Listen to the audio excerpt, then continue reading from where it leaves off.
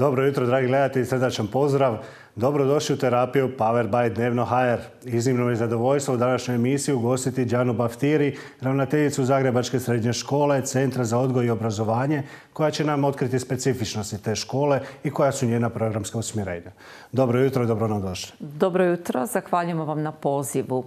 Pa srednja škola Centar za odgoj i obrazovanje smještena u Zagorskoj ulici broj 14, posebna je ustanova u kojoj se odgajaju i obrazuju mladi od 14. do 21. godine života u strukovnim programima, ali i imamo i program u odgojno-obrazovnim skupinama. A škola smo poput svake druge, ali opet po mnogo čemu se razlikujemo i ponosimo se tim svojim različitostima. I drago mi je da ste danas nam omogućili da ih kao takve i prezentiramo. Prvenstveno radi se o malim razrednim odjelima. Dakle, naši učenici su u razredima recimo do 10 učenika.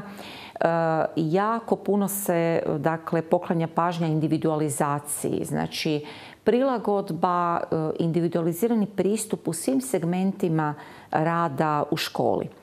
Ono što ja volim uvijek reći, mi ne očekujemo da se naš učenik prilagodi školi, već obrnuto. Škola je ta koja mora kreirati, koja mora iznalaziti različite načine da dopire do učenika sa teškoćama u razvoju. Ali ono što je nekako naša najznačajnija specifičnost, da mi ne volimo govoriti o teškoćama i stavljati ih u prvi plan. Cijelokupna koncepcija odgoja i obrazovanja u našoj školi je da stavljamo talente, da stavljamo jake strane u onoj prvi, da ih naglašavamo i da tu otvaramo zapravo priliku tim mladim ljudima da jačaju svoje samopouzdanje, svoje kompetencije za cjeloživotno obrazovanje i evo nekako se tim dijelom najviše ponosimo. Koliko imate učenika u školi? Pa sada trenutno negdje oko 145 učenika u različitim programima. Koji su to programi? Izvinjavam se. Pa evo, to su, znači, imamo programe za stjecanje niže stručne spreme, pomoćni kuhar i slastičar, pomoćni vrtlar, cvijećar, konobar, autolimar, autolakirer, instalater grijanja, klimatizacije, knjigoveža, ima ih jako puno. Nadamo se da ćemo od jeseni uspjeti pokrenuti prvi redoviti program u zanimanju kuhar, što bi bio jedan značajan iskorak u tome da proširimo zapravo ponudu programa, ali imamo i učenike u odgojno-obrazovnim skupinama koji se zbog svojih većih teškoća školuju do navršene 21. godine života. Ono što je možda još važno istaknuti da učenici prije ili nakon svoje nastave mogu se uključiti u brojne programe koje mi kao škola nudimo. To je program produženog stručnog postupka gdje učenici prije ili nakon svoje nastave pišu zadaće, provode vrijeme u socijalizaciji s vršnjacima, rade kreativne radionice, izvannastavne aktivnosti. Tu je i program subvencionirane prehrane, što je iznimno važno jer djeca putuju iz drugih županija. Mi smo inače socijalno osjetljiva škola jer imamo puno učenika koji dolaze iz skromnih socioekonomskih uvjeta. Imamo čak obitelji iz kojih imamo više učenika, dakle polaznika naše škole. I u tom segmentu drago mi je da je Grad Zagreb subvencionira prehranu, tako da roditelj može za svega 2 kune dobiti za učenika kod nas ručak ili užinu. I djeca su dakle, na tom cjelodnevnom boravku, naravno ukoliko roditelj želi. Za to vrijeme djeci je osigurana sva moguća rehabilitacijska potpora. Dakle, to su programi logopedska terapija, muzikoterapija, kineziterapija, terapija plesnim pokretom, play attention. Od jeseni nadam se da ćemo pokrenuti terapiju u senzornoj sobi koju smo uspjeli opremiti. Tako da mi stalno nadopunjavamo te mogućnosti, nudimo sve veće za učenike naše. Izgleda kao da potičete kreativnost kod pronalazite mogućnosti da pokrenete, da ti učenici pokažu nekako svoju kreativnost? Da, definitivno. Znači, svako dijete ima talent, ima interes za nešto. Samo ga treba pronaći i potaknuti i motivirati učenika. Ja mislim da, pošto smo mi škola koja vraća osmijeh, to je naš moto, a taj moto proizlazi iz činjenice da nam nekada dođu djeca koja nisu baš bila sretna tijekom ranijeg dosadašnjeg školovanja. Nerijetko u kapuljačama s kapama na glavi ulaze u učionicu i kao da nisu bili dovoljno sretni. I tu kad im otvorite šansu, kad im otvorite priliku, naša djeca su inače jako angažirana i u sportskim natjecanjima. Mi se uključujemo pod okriljem Specijalne olimpijade Hrvatske. Djeca su bila i na međunarodnim natjecanjima i osvajamo 25 do 50 medalja godišnje. Tako da sve to otvara tu djecu.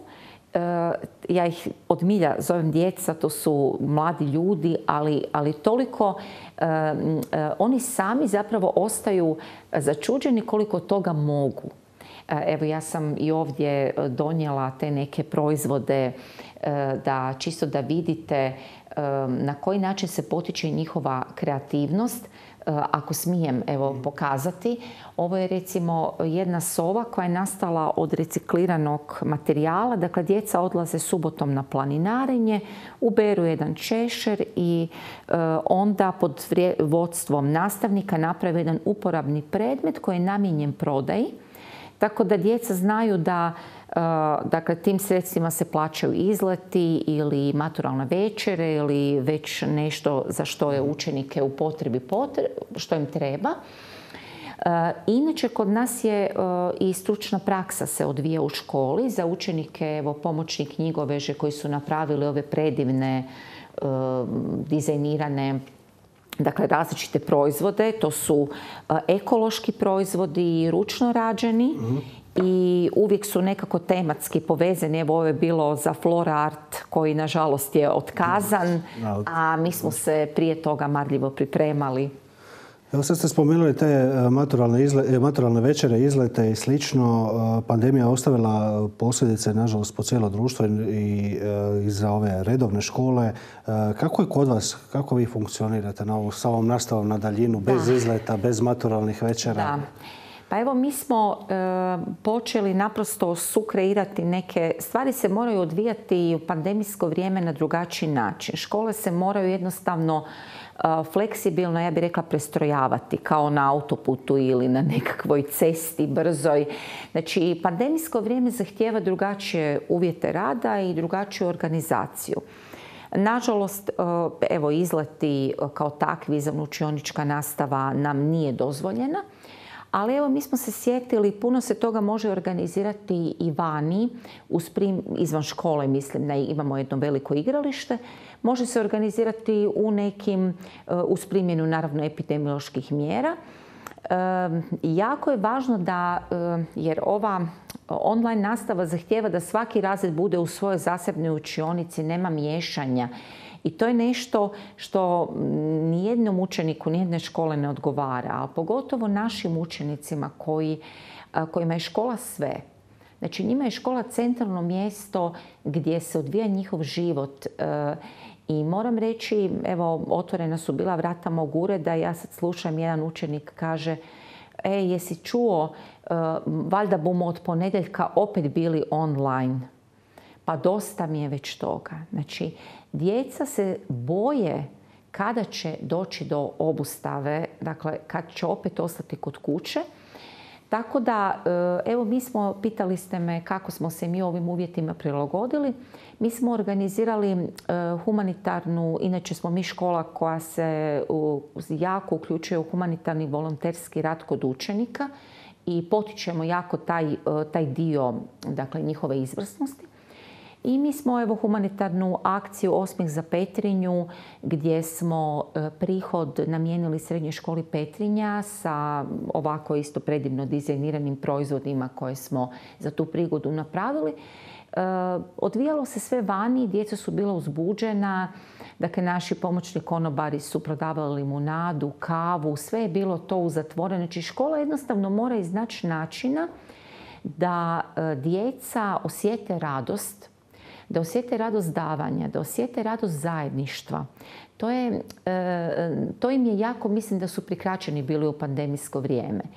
I mi smo osmišljavali, evo recimo, za Božić mi uvijek proslavljamo, tu su uvijek velike priredbe. Nismo mogli. Kolegice su se dosjetile audiodrama, dakle, koja se puštala i djeca su smišljala nastavke i svaki dan su glumile prema njihovim predlošcima. I to je stvorilo jednu dinamiku. Znate, uvijek taj optimizam, ta nada, to je nešto najznačajnije što djeci ne smijemo oduzeti u ovo pandemijsko vrijeme. Organizirali ste tu 8. za Petrinju, imate jednu najavu humanitarne akcije sad uskoro. Da, zadovoljstvo nam je, evo, neka gledatelji i slušatelji zapamte 24.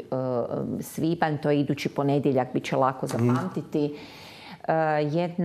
Jedan projekt kojim potičemo kod učenika ljubav prema životinjama. I mi smo za tu svrhu, evo, dakle, ovo je spoj kreativnosti naših učenika i praktičnih vještina.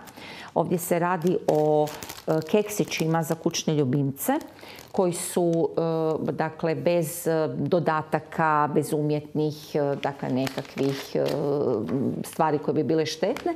Ovo je, evo, taj, recimo, originalni dizajn koji smo mi osmislili za tu prigodu. Dakle, uvijek je to tako sve kod nas. I građani mogu doći, dakle, uz primjenu epidemioloških mjera na naše igralište 24. svibnja u vremenu od 11:30 do 15 sati i kupiti različite proizvode sa tematikom ljubavi prema kućnim ljubimcima. Znači, kod nas je uvijek postoji ti ciklusi kreativni koji su onda svi proizvodi dizajnirani za tu svrhu i kupiti nešto. Važno je naglasiti da je prihod namijenjen podršci učenicima slabijeg imovnog statusa. Pogotovo zaboravili smo spomenuti ove potrese. Dakle, mnogi učenici su ostali sa polurazrušenim ili razrušenim domovima, tako da mi skupljamo sredstva i za njih. I neke obitelji smo, evo, i materijal građevinski osigurali. A ovaj sav prihod je zapravo namijenjen za učenike, za pomoć i podršku obiteljima. I evo, ja pozivam građane da dođu, da podrže Zagorska ulica broj 14, Srednja škola Centar za odgoj i obrazovanje. Evo, učinimo nešto lijepo i uvjerite se u tu iznimnu kreativnost naših učenika. To sigurno nije jedina, vjerovatno imate još u planu kako? Pa kod nas vam je stalno iznimno, kako bi rekla, dinamično. Mi smo dinamična škola. Ovu školsku godinu imat ćemo i do kraja neke izložbe koje planiramo prirediti. Evo, sutra imamo isto tako jednu aktivnost koja će se odvijati online. Riječ je o nekim radionicama kuhanja. Tako da uglavnom neprekidno se nastoji stvarati jedna zdrava atmosfera i nadomjestiti djeci ovo vrijeme koje uistinu ne omogućava djeci da onako dišu punim plućima u školu. Sigurno je teško i roditeljima s obzirom na njihove potrebe. Da, roditeljima je jako bilo teško u vrijeme nastave po modelu C, znači online, gdje oni, ruku na srce, moraju puno toga odraditi na svojim leđima, ali imamo isto tako i djece koji nisu imali adekvatne, dakle, tablete, SIM kartice. Sve smo to se potrudili, osigurali smo. U nekim, dakle, evo, ovo je isto tako Hrvatska, dakle, neki dijelovi gdje nema signala, gdje je problem, dakle, kako će dijete to odraditi. Mi imamo iz 8 županija iz Republike Hrvatske učenike i onda smo svašta slali poštom, materijale, fotokopirali, uratke, dakle, snalazimo se. Da, morate biti jako fleksibilni jer je takva populacija i dati sve od sebe da bi postigli rezultati, da bi tu djecu izveli na pravi put. Hvala vam puno. Evo, vremena je isteklo. Hvala vam još jedan put na gostovanju. Hvala vama, dragi gledatelji. Ostanite uz Jutrogram i lijep pozdrav.